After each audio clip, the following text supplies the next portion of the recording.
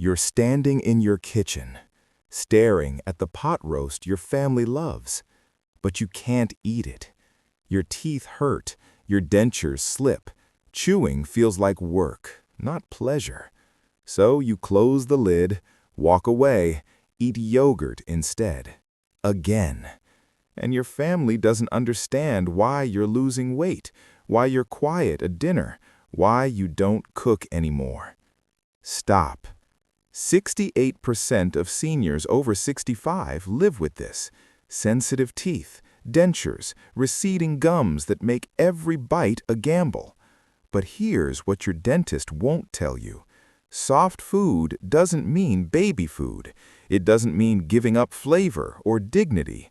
Today, you're getting 2 complete dinners that look normal, taste incredible, and require 0 painful chewing. Plus, 1 simple system to rescue any family recipe you've been avoiding for years. You can cook again, on your terms. If you've already switched to soup every single night, you know this feeling. Or mashed potatoes for the 3rd time this week. Or maybe you just skip dinner entirely because nothing feels worth the effort anymore. This is not your fault. Full dental implants cost $12,000 to $15,000. Medicare doesn't cover it. Most insurance pays maybe 30%. So you adapt. You make do. But adaptation doesn't mean deprivation. You're about to learn 2 meals that your grandchildren would fight over. Meals that happen to be soft, but don't advertise it. And a framework so simple you can transform every recipe gathering dust in your recipe box. Let me show you how. Picture this. Golden mashed potato crust on top. When you break through with your fork, savory steam rises. Ground meat so tender it melts. Carrots and peas that yield without resistance. This is not hospital food. This is comfort. This is what Sunday dinner used to feel like. Here's the secret. Ground beef, vegetables, 1 ingredient that changes everything. Extra broth, way more than you think you need. Simmer it low, 20 minutes. The meat absorbs the flavor and becomes impossibly tender. Then mashed potatoes on top, like tucking it in. Extra butter, extra milk, almost too soft. Bake until golden. That's it. Margaret, 73, Ohio. She told me she cried the first time she made this. Not because it was difficult, because she could finally eat with her family again without pretending she was in pain. Pause right here if you need to. Write down what I just said. This recipe is too important to forget. Ground beef, vegetables, extra broth, simmer low, mashed potatoes, bake. You've got this. Now, let's talk about protein. Because here's what happens when chewing hurts. You avoid meat. You lose muscle. You get weaker. Doctors call it sarcopenia. You just call it feeling tired all the time. This salmon dish solves that. High protein, omega-3 for your heart and brain. But it looks like something from a restaurant.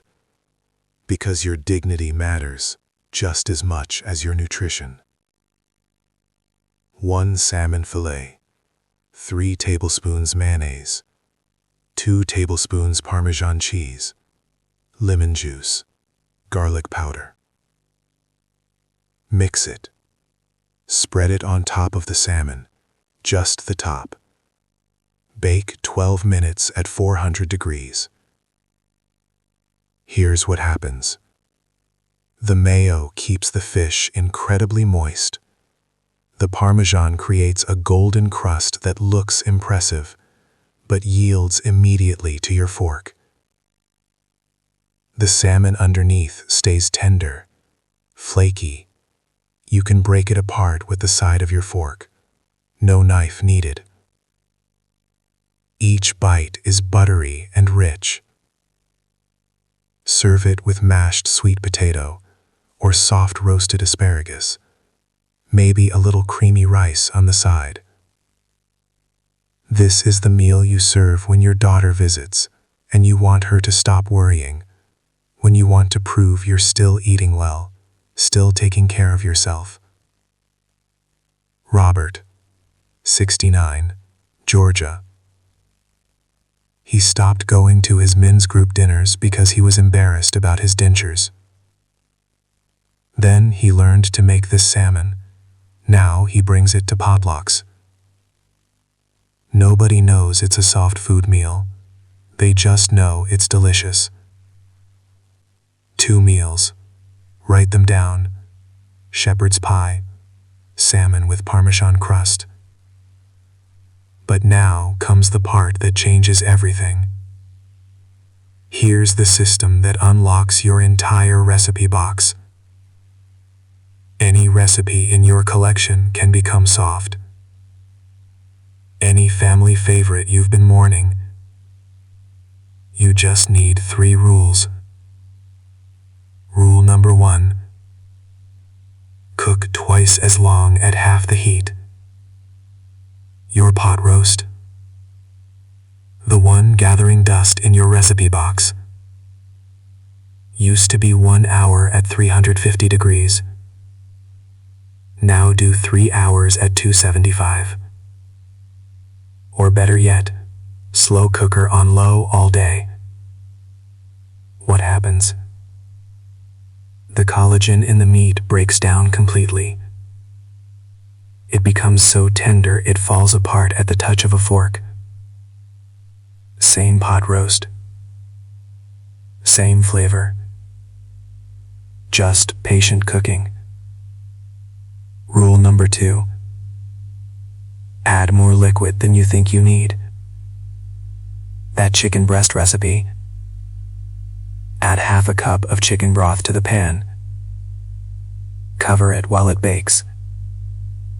The moisture keeps it soft instead of rubbery, tender instead of tough. Broth, cream, sauce, gravy. Liquid is your friend. Rule number 3. Cut everything small before cooking, not after, before. Your family's beef stew? Cut the beef into half-inch pieces instead of 2-inch chunks. Cut the potatoes and carrots pea-sized, then simmer an extra hour. Same stew, just adapted. Write these 3 rules on a card. Keep it in your kitchen. Every time you open that recipe box and see something you miss, check these rules. 9 times out of 10, you can make it work. Linda, 71, Texas. Her family thought she'd given up cooking. She hadn't. She'd just given up fighting with food that hurt. When she learned this framework, she adapted her famous lasagna. Extra sauce between every layer, noodles cooked softer, longer, baking time. It brought her back to the table, on her terms. The truth about soft food. Here's what nobody tells you about losing the ability to chew normally. It's not just about pain, it's about identity. You're the person who made Sunday pot roast, who baked Christmas lasagna, who grilled steaks in the summer. And when you can't eat those things anymore, you start to disappear. From your own kitchen, from family dinners, from the person you used to be. But food is one of the last things we control, one of the last ways we show love, care for ourselves, connect with others. These recipes aren't just about nutrition. They're about staying visible, staying present, staying you. Soft food doesn't mean defeated food. It means adapted food, smart food, food that meets you where you are without making you feel less than. Your teeth may have changed, your jaw may hurt, your dentures may slip, but you're still here, still hungry, still deserving of meals that taste like something worth eating. You haven't disappeared, you're just adapting, and that takes more strength than people realize. Your turn. So here's my question for you. What's one family recipe you've stopped making because it hurts to eat? Pot roast? Fried chicken? Pork chops? Corn on the cob? Write it in the comments. Tell me what you miss. Because chances are it can be adapted. And if you share it, someone else missing the same thing will see they're not alone. Share this video with anyone over 60 dealing with dentures or sensitive teeth, with your parents if they're struggling, with friends from church who've stopped coming to potlucks. One video could bring back dinners they've been avoiding for years. Remember, soft food doesn't mean baby food. Soft food is not surrender. It's strategy. It's strength. It's you taking back your kitchen. Keep cooking. Keep eating. Keep showing up at your own table. You've earned every bite.